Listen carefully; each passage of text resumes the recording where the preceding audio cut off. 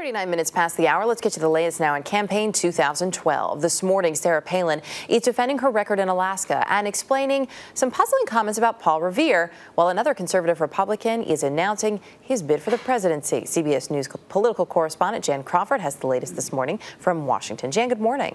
Well, good morning, Erica. And that is Rick Santorum. He's the former two-term senator from Pennsylvania who's going to be entering the race for the White House today. But he, like all those other fellow candidates, are finding it pretty hard to get a lot of attention when Sarah Palin continues to flirt with a presidential bid of her own.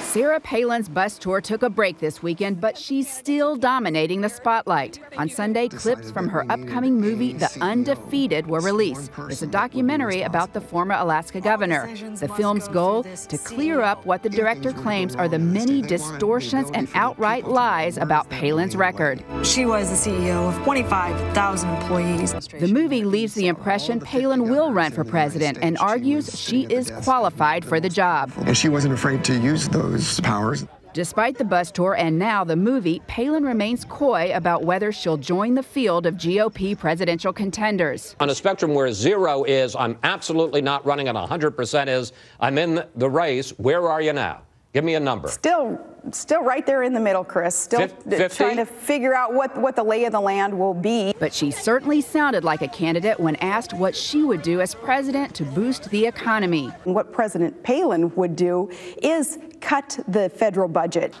Palin also talked about energy and Afghanistan and slammed President Obama's economic policies. It's very noble of President Obama to want to stay at the helm and maybe go down with this sinking ship, but I prefer, and many Americans prefer, that we start plugging the hole. But there was also the trivial. She was asked to explain her comments last week, suggesting that Paul Revere on his famous ride was warning Americans and the British. Critics said the comments showed she didn't know her history. Palin said the media once again was playing gotcha. You know what? I didn't mess up about Paul Revere. Part of his ride was to warn the British that were already there that, hey, you're not going to succeed. You're not going to take American arms.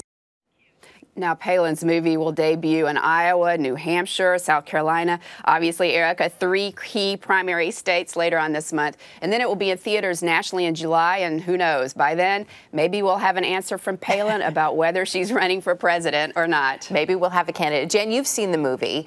What did you learn, if anything, that's new in it?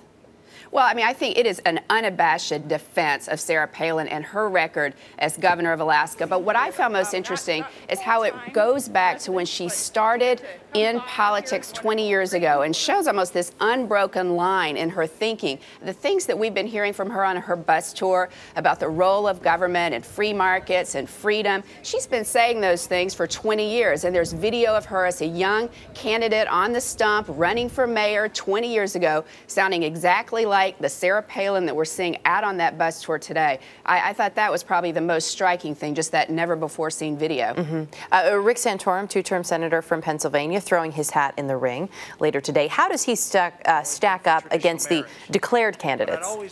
Well, he's got a pretty tough path to the nomination. I think he's been making some inroads among some of those social conservatives. He spent a lot of time in South Carolina, but he's going to have a very difficult time going against someone like a Tim Pawlenty, who's been out there. He's got a very energetic campaign already. And if Sarah Palin gets in the race, Rick Santorum will have an extremely difficult time.